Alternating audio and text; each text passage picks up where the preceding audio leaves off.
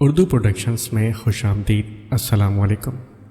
اگر آپ میرے چینل پر نئے ہیں تو میرا چینل سبسکرائب کر کے بیل آئیکن پر ضرور کلک کیجیے تاکہ آنے والی ہر ویڈیو کا نوٹیفیکیشن آپ کو وقت پر مل سکے۔ شکریہ۔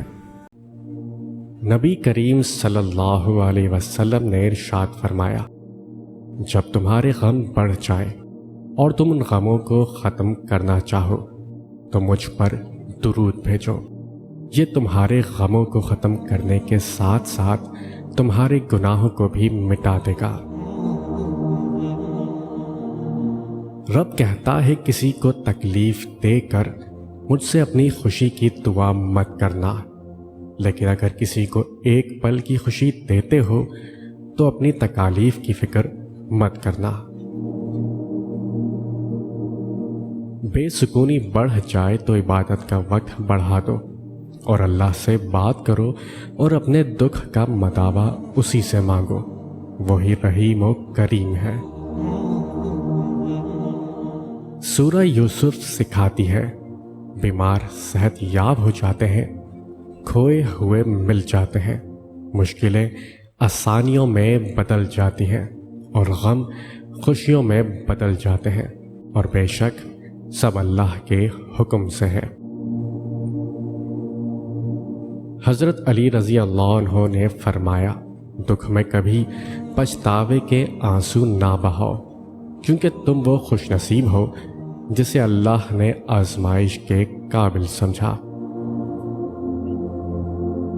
اور اگر اللہ تمہیں کسی مصیبت میں ڈالنا چاہے تو اس کے سوا کوئی اسے دور کرنے والا نہیں، اور اگر وہ تمہارے ساتھ کسی بھلائی کا ارادہ فرمائے تو اس کے فضل کو روکنے والا کوئی نہیں۔ مشکلیں دینے والوں سے بڑا مشکلوں سے نکالنے والا ہے۔ یہ بات سمجھ آ جائے تو مشکل زیادہ دیر مشکل نہیں رہتی۔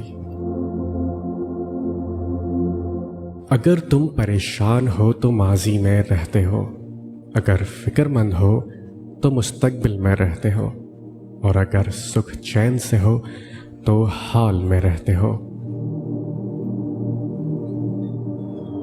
حضرت علی رضی اللہ عنہ نے فرمایا، اگر میری زندگی میں دکھ نہ ہوتے تو میں اپنے رب کے ساتھ دعا کا رشتہ کیسے نبھاتا۔